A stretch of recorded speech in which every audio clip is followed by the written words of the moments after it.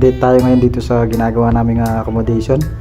At ito ngayon nakapaglatag na rin sila ng maraming jack dito sa sa mga shoring jack na to. At ready to paglalagay ng mga bakal dito sa taas. Actually guys, nandito na sa taas mga steelman at nakapag-umpisa na sila ng maglagay ng mga stirrup sa mga biga na paikot. Punta natin sa taas guys para makita nyo kung anong mga nagawa at update dito sa aming ginagawa dito sa taas. Ayan guys, yan nalatag na lahat mga pambiga ng mga stirrup nya. Apat silang gumagawa dyan na mga steelman. May kanya-kanya rin silang trabaho at sadyang napakabilis na magtali talaga ng mga stirrups. Ang dami na lang na naikabit. Samantalang alas 9 pa lang, nakarami na sila.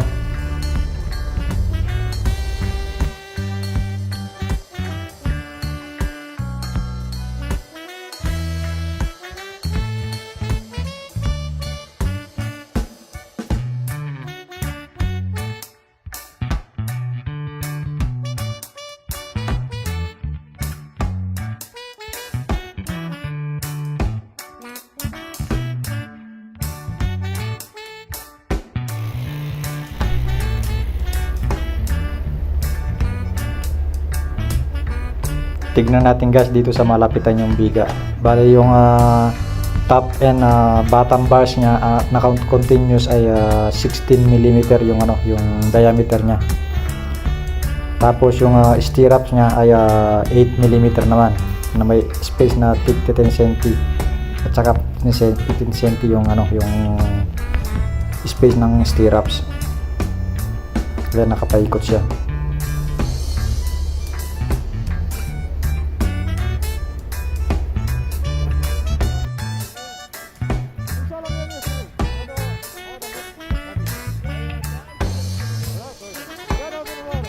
Dito sa kabila naman ay nagpe-prepare na kami dito at lahat ng pwedeng i-arrange namin dito ay ginagawa na namin para bukas silang magtatrabaho sa umaga rito, wala na silang problemahin, open sa kanila yung trabaho.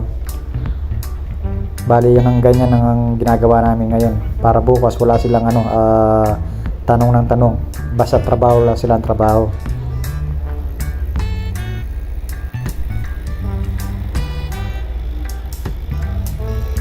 Dito guys, mapapansin nyo malapad itong stirrup nito, yung biga na to, dahil yung sukat niyan, yung bakal nya 90 by 20 cm at 5 cm yung cover nya dito sa sa baba at saka sa taas. Bali 30 cm yung concrete finish ng ng buhos, at ganoon din yung sukat dito sa kabila naman, 90 by 20 cm yung yung stirrups nya, magkamukha yung magkabilaan.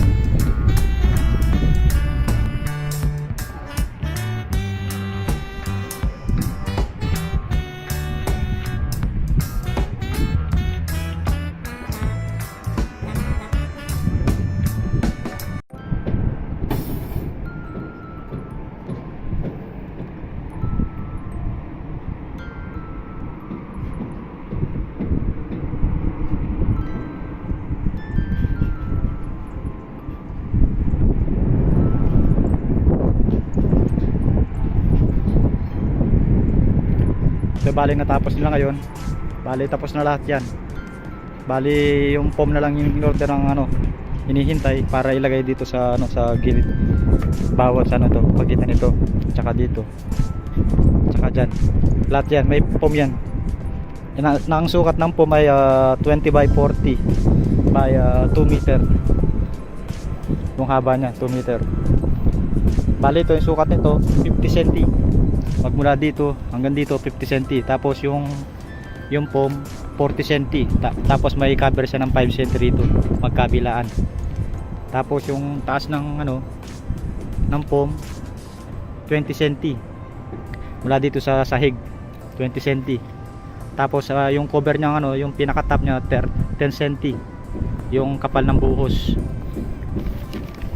Bali yung lahat ng taas ng ano ng slab 30 cm. Kapag nailatag na natin yung ano yung mga foam lahat yan, tapos maglalagay din tayo ng 8 milli. Yan, may ano pa yan, naka-prepare na 8 milli yan. Lalagyan ng ano pinaka net sa taas. 20 by 20 yung ano yung pagitan.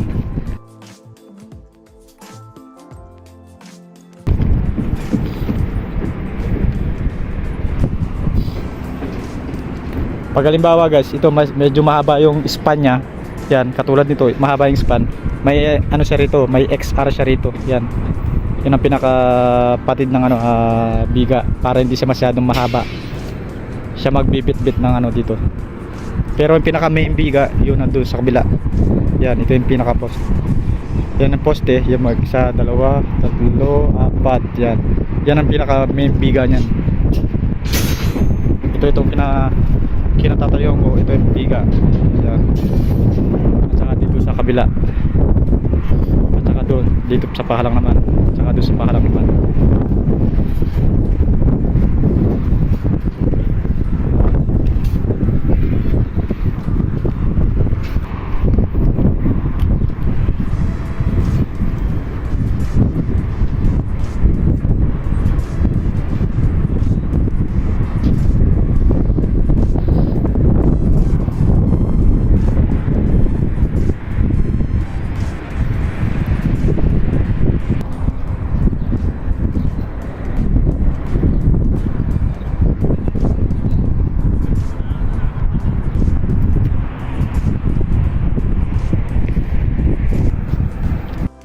Dito sa pagitan ng mga biga na yan, dito pwede tayong gumamit ng mga red blocks o kaya naman yung ordinary blocks naman.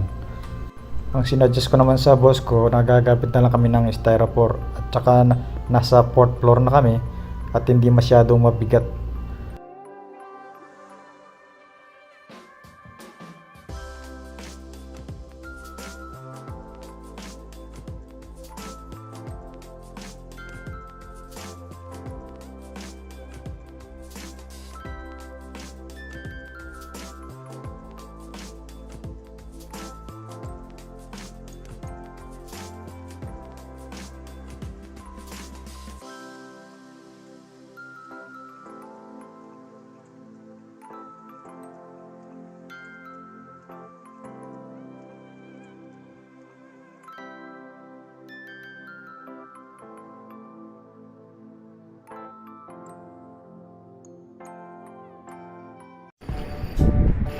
So yun guys, ito palpas na lang yung pumuputi sa akin.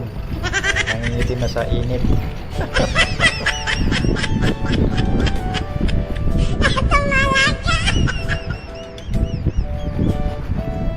Medyo di na masyado mainit ngayon. May hahangin na.